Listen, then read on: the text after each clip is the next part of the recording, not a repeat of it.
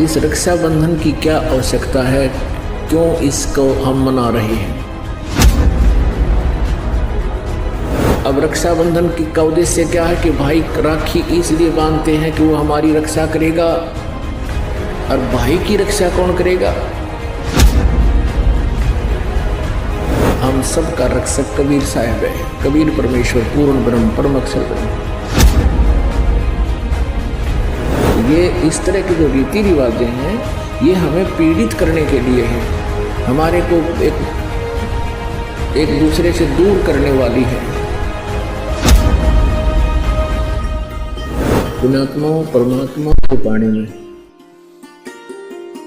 ये जो हमारी रीति रिवाज हैं ये भी बाधक हैं।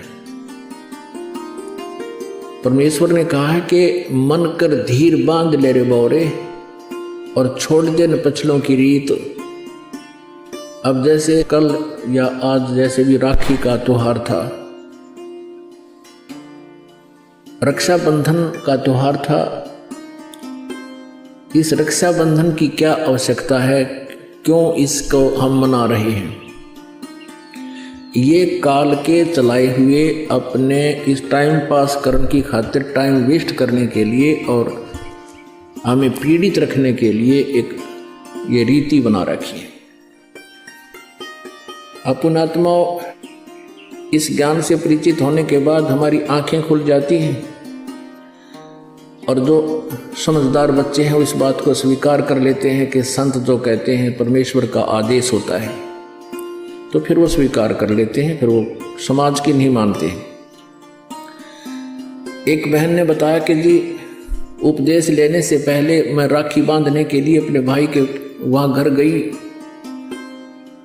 वही रक्षाबंधन का दिन भाई की इंतजार कर रही थी। दुर्घटना के अंदर भाई की मृत्यु होगी, उसका शव आया, टक्कर मार मार कर रो रही थी। अब रक्षाबंधन का उद्देश्य क्या है कि भाई राखी इसलिए बांधते हैं कि वो हमारी रक्षा करेगा, और भाई की रक्षा कौन करेगा। हमारा रक्षक कहते हैं, जो रक्षक है उसको हम भूल चुके हैं। हम सब का रक्षक कबीर साहब है, कबीर परमेश्वर पूर्ण ब्रह्म परम अक्षर ब्रह्म। हम सब ने भाई और बहनों ने मिलकर परमेश्वर कबीर जी का रक्षाबंधन बांधना चाहिए, राखी, ताकि भाई और बहन दोनों का रक्षक हो जाए। कबीर साहब को रक्षाबंधन कैसे बंधेगा, हम उसकी शरण में आ जाएंगे, और जो जाकी शरणा बसे ताको ताकी लाज, जल सो ही मछली चढ़ जा बह जाते गजराज।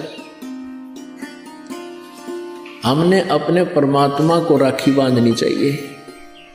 और दूसरा एक और दुख पैदा करती है ये रक्षाबंधन का दिन, जिन बहनों का भाई नहीं, अब वो रोती हैं पिछले कमरों में बैठ कर अकेली, आए हमारा भाई को नहीं, हम किसके राखी बांधेंगे। कोई चाचा के, कोई ताऊ के, कोई मामा के भाइयों की मुंह की तरफ ताकेंगे हैं, और फिर वो न सोचेंगे या पैसे लेने की मारी यहाँ आ जाती है, चाहे ना कहें पर अंदर में जरूर अवश्य होगा, ऐसा होगा। और हमने ऐसा ना करना है, हमने अपने ऊपर कर्जा नहीं चढ़ाना किसी का। तो इसलिए हमने रक्षाबंधन का त्योहार कैसे मनाना है, परमात्मा का नाम ले लेना है। और फिर ये 10वां दिन यहाँ त्योहार होता है, सत्संग होता है, इसमें आकर के हमने इस परमात्मा के ज्ञान को सुनना है। तो ये इस तरह के जो रीति रिवाजें हैं ये हमें पीड़ित करने के लिए है, हमारे को एक दूसरे से दूर करने वाली है। अब रिवाजें बन गई हैं कि बहन राखी बांधना आवेगी, उसको कुछ देना पड़ेगा, एक मजबूरी सी बन गई। तो ये भी हमारे नाते में दरार पैदा करती है। तो पुण्यात्माओं, जिन्होंने परमात्मा पाना है तो परमेश्वर के विधान को अपनाना ही पड़ेगा।